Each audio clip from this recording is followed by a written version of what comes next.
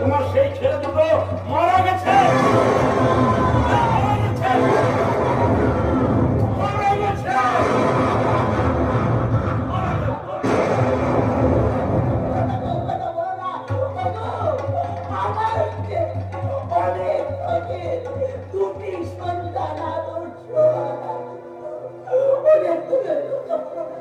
তোমার কথা তুমি ফিরিয়ে দাও বাবা।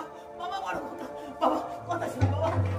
মায়ের মুখে তোর বাবার কাছে ক্ষমা চাইতে বলো, ক্ষমা চাইতে বাবা, যা ক্ষমা চাইতে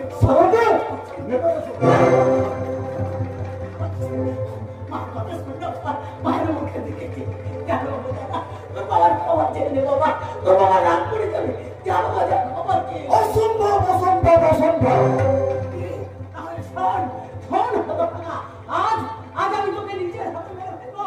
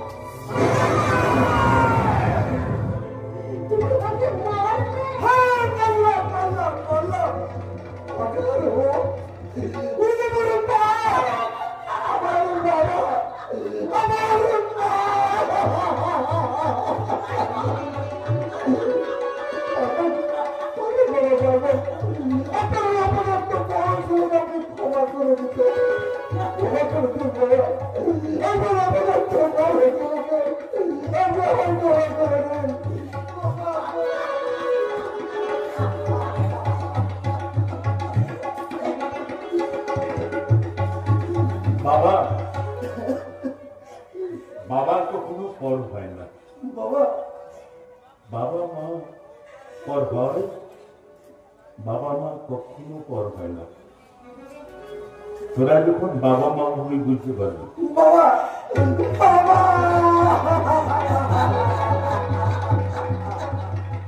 তোরা যখন বাবা মা হবি তখন বুঝতে পারবি। বড় বৌমা, মা গো, এবার বলো যে ভাতটা কে খাবে, তুমি না তোমার শাশুড়ি?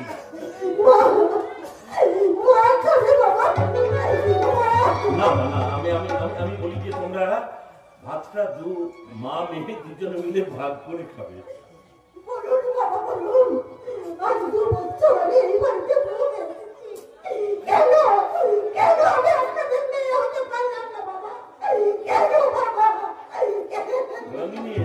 দেখো দেখো আমার পাগলি মাটা কান্নাকাটি শুরু করে দিল, কান্নাকাটি। হ্যাঁ, তোর প্রশ্নটা দারুণ প্রশ্ন যে তুই 3 বছর হলো এ বাড়িতে পুত্রবধূ হয়ে এসেছিস, তবু কেন আমাদের মেয়ে হতে পারলি না? সত্যি তো আমরা শ্বশুর শাশুড়ি হয়ে বসেছিলাম, আমরা তো বাবা মা হতে পারিনি। আমাদেরই দোষ, আমাদেরই দোষ।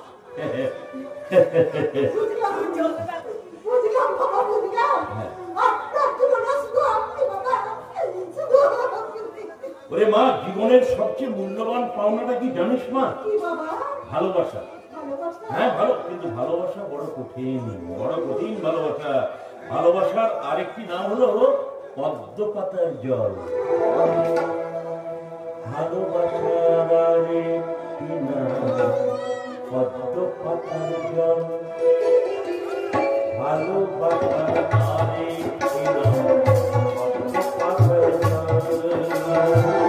সহজ সময় ধরে রাখা, সহজ সময় ধরে রাখা করে ভালোবাসা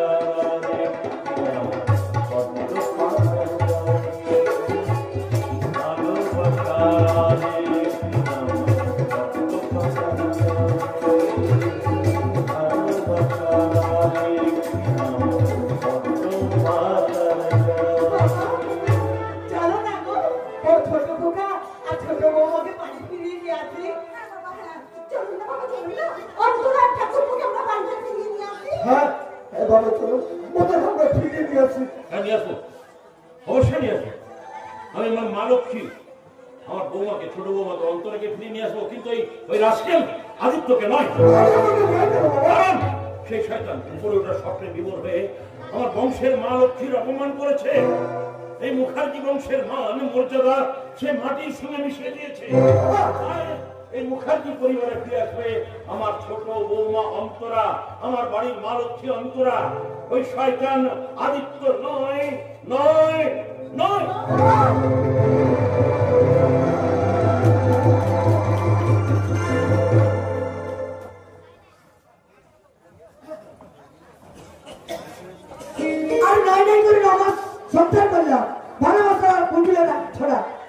কালকে রাত্রে না খেয়ে ঘুমিয়ে পড়েছিলাম। বলে এই চকচকি একটা ভাবি এসে বলতে খেয়ে নে। চকচকি ওই চকচকি মুখার্জি বাড়িতে আলোকের বান ডেকেছে। ওই তাতে তোমার কি? আরে আমার কি মানে ঈশ্বর মুখার্জি ছোট ছেলে আদিত্য বউকে ফিরিয়ে আনতে কলকাতায় গেছে। ওই তাতে তোমার কি? আরে আমার কি মানে আমি ভাবছি তোমার ভাবনা কিসের? আদিত্য মুখার্জি ছোট বড় সতী আছে তো। শোন চকচকি, আদিত্য বউকে নিয়ে শ্যামকপালকে চাকরি করতে গেল আর কোর্সি খবর ওর পিছনে এত টাকা খরচা করে গেল। ও বুঝি বিনা নামে কেউ তুলো পায় না। তারপর কনস্ট্রাকশন বিয়ে করে নি। আমার মন বলছে ওই মুখার্জি বাড়ির ছোট বউ নষ্ট হয়ে গেছে। আরে চকচকি না, নষ্ট হতে পারে না। পূজারিনী কখনো প্রসারিণী হতে পারে না। পারে না, পারে না না, পারে না। আমি দেখেছি পূজার থালা নিয়ে মন্দিরে পুজো দিচ্ছে, তুলসী তলায় তুলসী প্রদীপ জ্বালাচ্ছে, মা মঙ্গলী মন্দিরে গিয়ে সংসার জন্য মঙ্গল কামনা করছে। আমার দীর্ঘ বিশ্বাস অন্তরা কখনো নষ্ট হতে পারে না। হতে পারে মুখার্জি বাড়ির ছোট বসতি, কিন্তু কৌশিক খবর সহজ নয়। আমি কাজের ফাঁকে লক্ষ্য করে দেখেছি কৌশিক খবর চুলার ঘরে নিত্য নতুন মেয়ে আসছে। তাই নাকি? হ্যাঁ, একদিন আমি সাহস করে বললাম, খোকা বাবু আমার দোষ নিও না, বয়স হচ্ছে বিয়েটা করো, বাপের নামটা ডুবিও না। তারপর কি বললো কৌশিক? নিজের অপমানের কথা নিজের মুখে কি বলা যায়? ও বুঝেছি কৌশিক সেন তোমায় অপমান করেছে। অপমান নিয়ে বেঁচে থাকার থেকে না খেয়ে মরে যাওয়া অনেক ভালো। তাই তো চাকরিটা ছাড়লো। বেশ করেছো। এলে চকচক তুই আমাকে একবার স্বামী বলে ডাক। আরে বলার সময় পেলাম না করে বলো, সবসময় ঝগড়া করতে দিচ্ছে অভ্যস্ত। স্বামী শোন চকচক, তুই লজ্জনী থাক, আমি যেটা বুঝি শোন, মরণের সময় তুই আমার পাশে থাকবি। কথা দিলাম স্বামী। পুরো তুমি চকচকিকে নিয়ে তুই শান্তিতে ঘর করছো, আর আমি চকচকির সঙ্গে প্রেম খেলা করতে চকচকিকে কখন যেন ভালোবেসে ফেলেছি। চকচকিকে আমি ভুলতে পারবো না। আরে আমাকে ভুলে যাবে বাবা জনমের মতো, আমার বাপে মায়ে বিয়া দিল, আমি করবো কি এখন? আমাকে ভুলে যাবে বাবা জনমের মতো, আমার বাপে মায়ে বিয়া দিল, আমি করবো কি এখন? তুই কানে দেখাচ্ছিস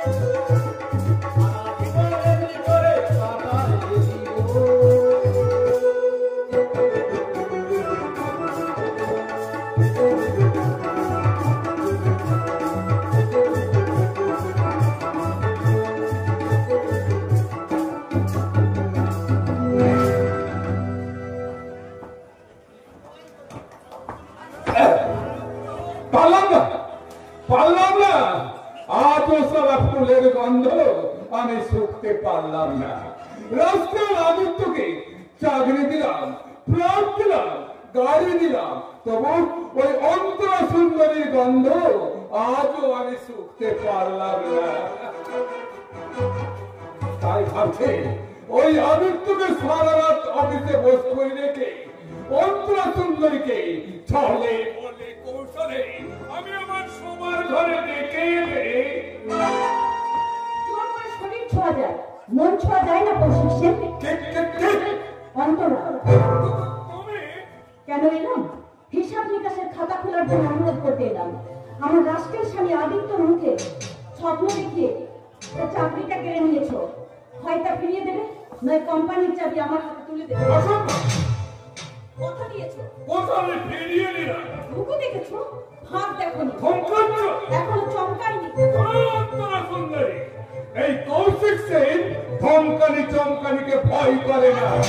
সীমা অতিক্রম করেছো। অন্তরা হয় স্বপ্ন, নয় কোম্পানির চাবি, দুটোর একটা আমার চাই। না, কোনোটাই পাবে না।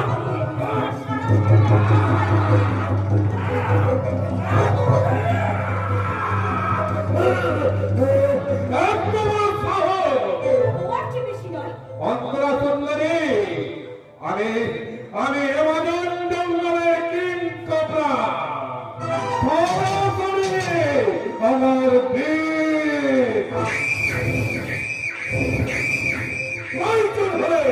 তোমার স্বামীর চাকরিটা আমি করে দেব ফিরিয়ে। চাকরি কেড়ে নেবে? হ্যাঁ, কেড়ে নেব। হ্যাঁ, ফিরিয়ে দে যেন। আমার স্বপ্নগুলোকে ফিরিয়ে দে।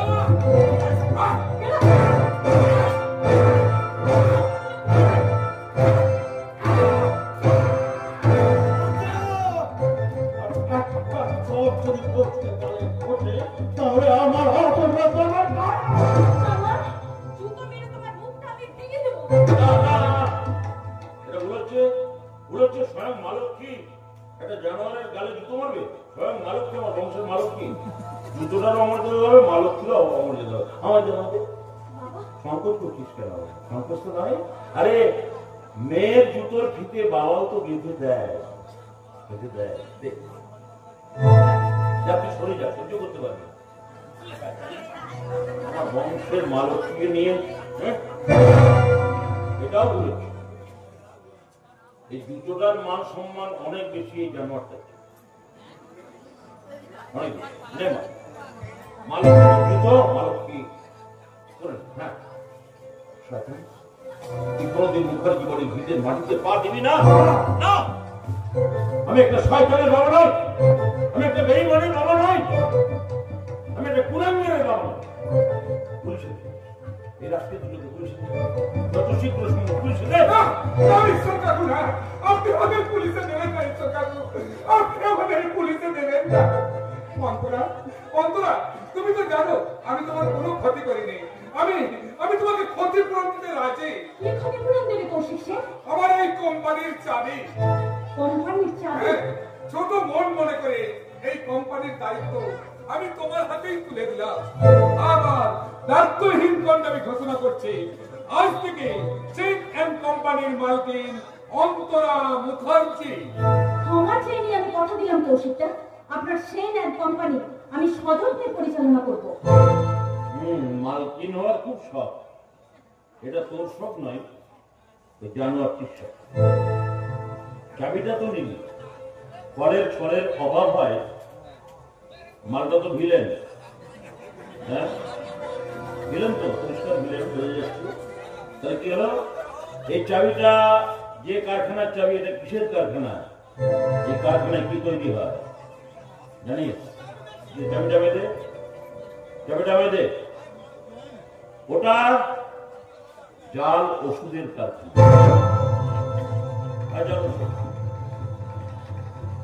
আমি জানতে পারলাম কি করে? এই যে উৎপল, উৎপল তোর গায়েরই ছেলে উৎপল, সে আমায় সব বলেছে। আর এই রাস্কেলটা তোকে কম্পিউটারে বসিয়ে রেখেছিল, কোনদিন কারখানা ওয়ার্কশপে নিয়ে গিয়েছিল? নিয়ে যায়নি। জানতে পারলি? হ্যাঁ, দাঁড়া, হবে, সবই হবে। উপস্থিত আছে উৎপল, উপস্থিত আছে। বলুন দাদাবাবু। উৎপল মামুলি নয়, উৎপল হচ্ছে সিবিআই অফিসার।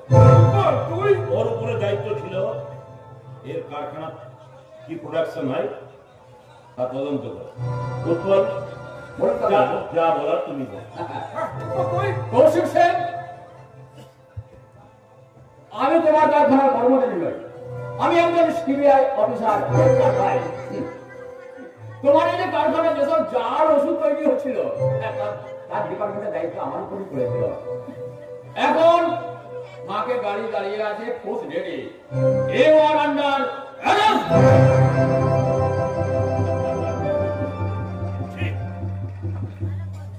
ঠিক হ্যাঁ, এবার ছেলের বন্ধু, বন্ধু হয়ে বন্ধুর স্ত্রীকে, বন্ধুত্বটা কোন পথে যাচ্ছে?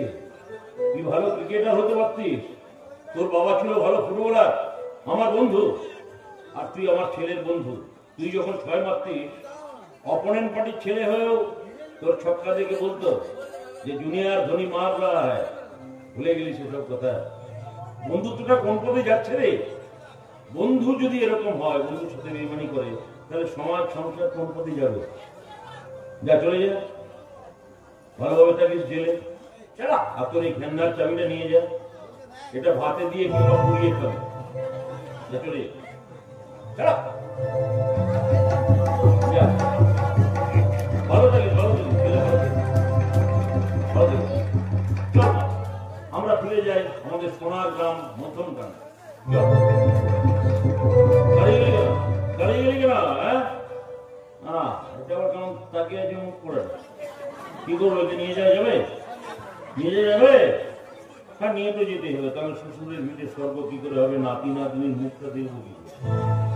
চলো, মুখ পড়া, বাসি মোড়া, জানোয়ার, ইডিয়েট। চলো আমরা ফিরে যাই আমাদের সোনার গ্রাম মধ্যম গ্রাম।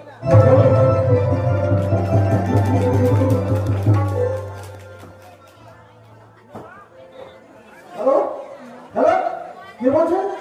বাবা, হ্যাঁ হ্যাঁ, বলুন বলুন। কি ভাই ওর বৌমাকে নিয়ে পেছনে নেমে গেছেন? ঠিক আছে ঠিক আছে, ব্যস্ত হবে না, আমি এদিকটা সব ব্যবস্থা করছি। হ্যাঁ তাড়াতাড়ি, ঠিক আছে, আমি আবার রাখছি।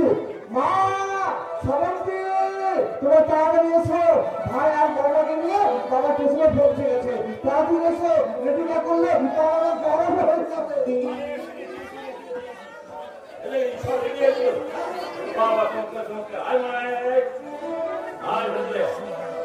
এই যে তুই দাঁড়িয়ে এখানে চলে এসো, হ্যাঁ তাহলে সব ঠিক আছে তো? হ্যাঁ, মা এই নে, এই পোশাকটা তোর মালতীর পোশাক নয়, এই পোশাকটা মালতীর পোশাক নয় মা আমার। তাই মালতীর পোশাকে আবার আমি তোকে নতুন করে সাজিয়ে দিলাম, নতুন করে